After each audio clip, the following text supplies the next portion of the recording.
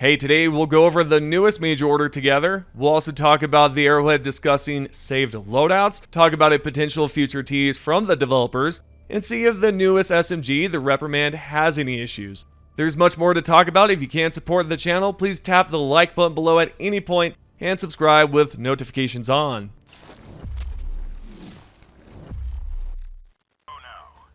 Let's start off with the newest major order. We are so close to finishing the construction of the Democracy Space Station. The only thing we need now is to obtain enough workers and we're done with it. It should be finished by next week, and we know this if we check out the latest major order briefing that states the Democracy Space Station is currently in its third construction phase before it can be activated. It must be staffed, which is no small task for such a stately behemoth. Though applications from patriotic, detail-oriented team players have been pouring in, the DSS requires over 1.3 million skilled workers. The Ministry of Humanity has therefore authorized the relocation of an unprecedented number of colonists. When polled, those affected by recent bug attacks along the Gloom border proved the most eager to serve. With the Jet Brigade still at large, this is a critical time for the DSS. Decryption of data retrieved from Matar Bay have revealed the Automatons to be mustering their forces. It is paramount that DSS staffing be completed as swiftly as possible. The Helldivers are ordered to hold the designated Gloom adjacent planets, while these disenfranchised families make their new home aboard the superweapon. Yeah, you heard it, we need 1.3 million workers, and the only way to acquire that many is by holding down the three following planets: Angel's Venture, Sirius, and lastly, Tarek.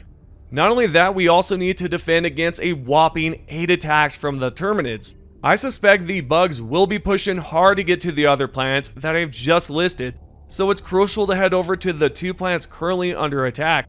It's an absolute must that we unite together, whether you're a bug diver or a bot diver, and get over to these planets and start defending right away. There's no reason to ruin this for everyone since we've worked so hard together to get this far.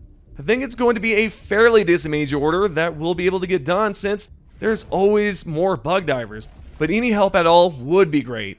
Continuing forward, we've got a status update on saved loadouts. I know a few of you had asked about this in a prior video, and it seems there's a chance they might consider it. The community manager responded to a post basically implying that the risk has gone down and it's to be determined.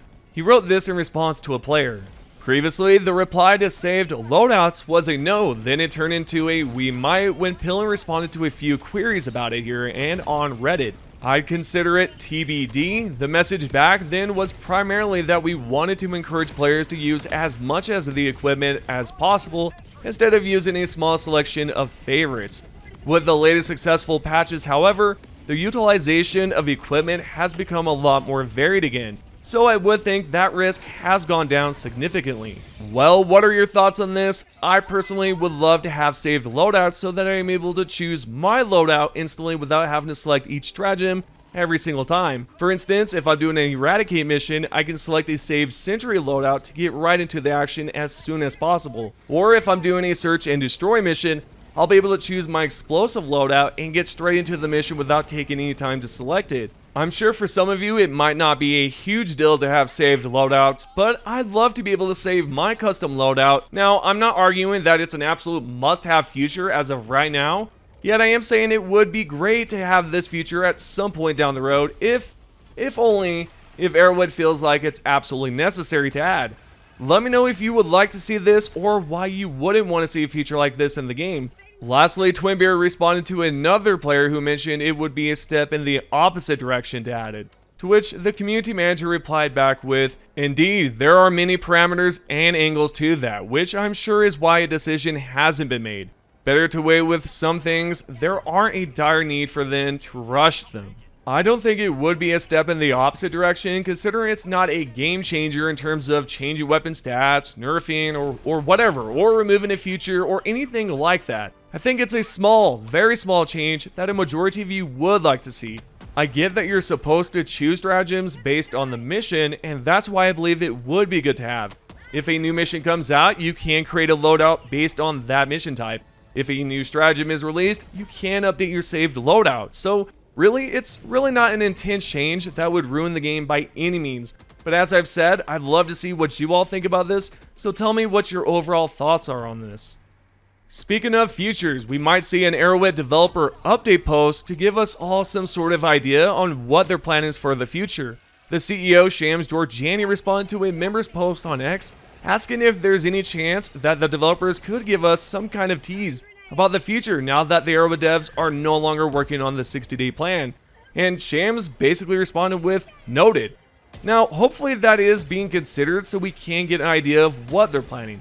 I'm not expecting anything that might be a spoiler or a roadmap of sorts, yet I would love to see a small teaser on features like a saved loadout, as we talked about earlier, or possibly quality of life changes. Something that's minuscule in terms of teasing. Then they can essentially bring out the fireworks once the update goes live and show all the big changes. Now, at one point there was talk about a roadmap, but I know that a majority of you would rather not see a roadmap and just have surprises pop up instead. I like the idea of being surprised, yet I'm also on the fence because I do like roadmaps to get excited about.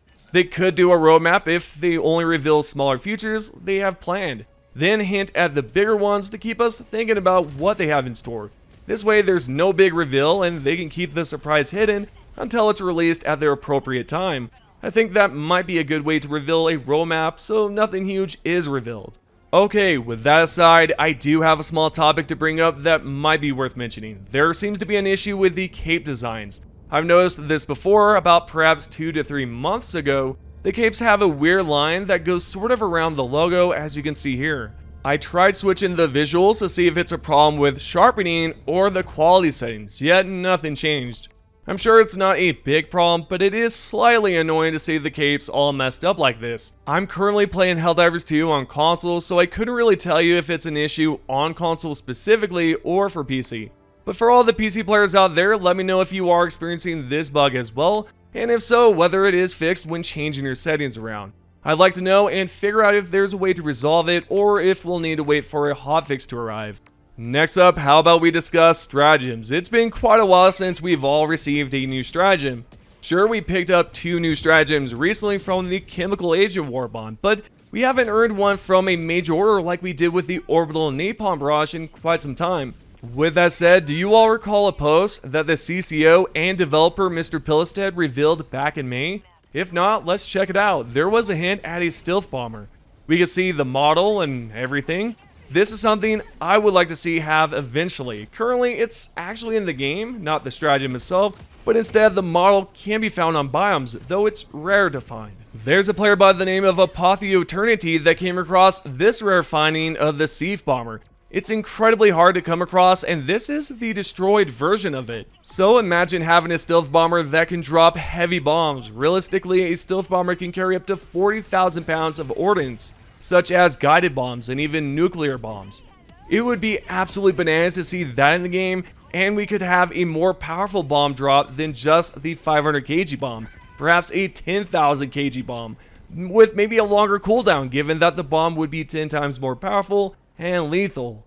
Moving along, we have to talk about the Joystick Awards. We've got to do our part and vote for Helldivers 2 as the ultimate game of the year. Arrowhead just tagged and posted this link here that will redirect you to the game's radar site so we can cast our vote and hopefully help the developers earn an award.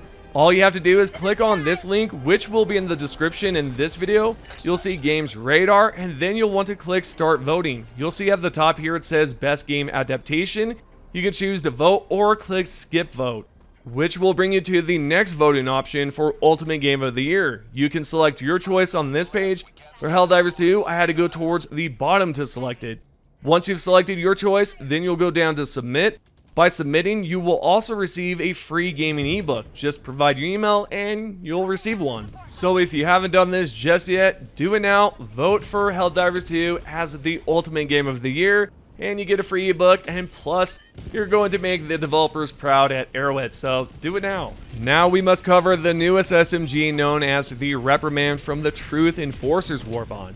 There have been reports that the bullets will fly off in a different direction, resulting in it being a super inaccurate submachine gun. The Arrowhead developers are aware of the issue surrounding the new SMG. The community manager, Baskinator, explained that it is being looked into and responded to a player with this. I have heard that about the Reprimand, and I know the team is aware of it. I think that was in my last report on Friday. I'm not sure why it's categorized the way it is. That would be something for the Ministry of Defense team to tell me. I'll try to ask one of them. I'm going to assume they'll release a hotfix eventually that will resolve that big problem with Reprimand. If not, possibly in a future patch. Although I think it would be best to throw out a hotfix to get this issue patched as soon as possible, rather than later. Especially if you're a huge fan of the SMG like I am. I like it a lot. I know there are a few divers out there that do not like it for whatever reason, whether it's too slow on reloading or the recoil. I don't have any issue with it. I think it's a fun weapon to use, and it does a great job penetrating through hive guards and other types of bugs since it has a medium penetration, unlike some of the other SMGs we have that have light penetration. On a different note, we talked about the major orders earlier, and I think a few of you believe these major orders are predetermined, meaning we will win them or lose them based on what Joel does, yet it appears that's not the case since the support team member wrote this in response to a player. Not really, there are no planned wins and losses. Joel doesn't make MOs intending for them to be won or lost.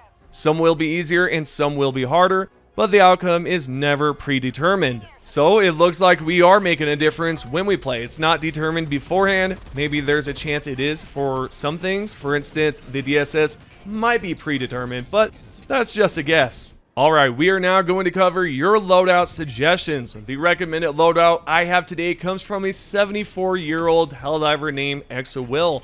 I have to say, this is incredibly cool, and I wasn't expecting this comment that received 165 likes. Without a doubt, this is why I love this community that we've all created. And I say we because it's not just me. Without your support and love for the channel, I wouldn't be able to do any of the stuff I'm doing now. And this comment right here, I appreciate a lot, and so much respect to you, Will. You recommended I try out your loadout that's based around using only sentries, but before we get into that, the primary weapon you included is either the explosive bow, blitzer, or the plasma punisher. I went ahead and chose the plasma shotgun since the changes were reverted recently. It's amazing to see how good it is again, and it's not that bad at all against the bugs and can stagger them. Although I'm sure a few of you out here like to use it on the bots only. The secondary is the grenade pistol for blowing up holes and taking out groups of bugs. As for grenades, we have thermite that can be used to blow up bug holes, chargers, impalers, and even Automatons. Next, for stratagems, I'm assuming we can use any sentry of our liking since you said you use a sentry loadout. I went with the Gatling sentry, machine gun sentry, autocannon sentry, and lastly the EMP mortar sentry. It's incredibly useful on eradicate missions, especially if you're sending one down at a time, or if you want, you can throw down more. But I think it's useful to send one down at a time so that your sentry does not accidentally destroy your other sentries. This loadout is a 10 out of 10 John Helldiver stars. I recommend this if you are a fan of using sentries, especially on missions like Eradicate. With all the information out of the way, this is your Helldivers 2 news. If you guys would like to be featured in the top 3 comments at the end of the video, all you have to do is comment down below. The first comment is by Alex Rain 1188. The biggest known issue is that my SOS doesn't work when I have only one other player. Yep. That's another issue. We actually went through a few known issues yesterday that the developers updated the notes on, so definitely check it out if you haven't. The second comment is by L_Sparky. Helldivers, Crux will be liberated. Some low rank officer at high command. The major order is over. Helldivers, did I stutter? I actually love this comment so much, it made me chuckle when I first read it. So thank you, Sparky, for that great comment. And last but not least, we have this comment by Gimme Yo Muffin. I love the name, by the way. Makes me want a blueberry muffin. Anyway, you wrote, so sad we came so close to winning this one just for us to take over Crux anyways in a few hours from now, so technically the MO will be completed, just not on time. Yeah, that absolutely sucked, but at the same time, it's good that we did take over it anyways. There was a message from the community staff or one of the support team members that basically implied that even if we do take it over, it will play a part in the story later, so it's good to just get it over with. And if that ever happens again, just liberate whichever planet it is, because remember, as I just said, it will play a part in the story. So with that all said, make sure you support this channel by tapping the like button below and subscribe with notifications on. If you do, I might just donate maybe 500 bucks to a charity, you know, a really good charity. Maybe something to help out children, or maybe the homeless, or just something really cool. So show your support right now and subscribe. It's completely free. It's not going to charge you. It's absolutely free. Thank you guys for watching again, and I'll see you guys in the next video.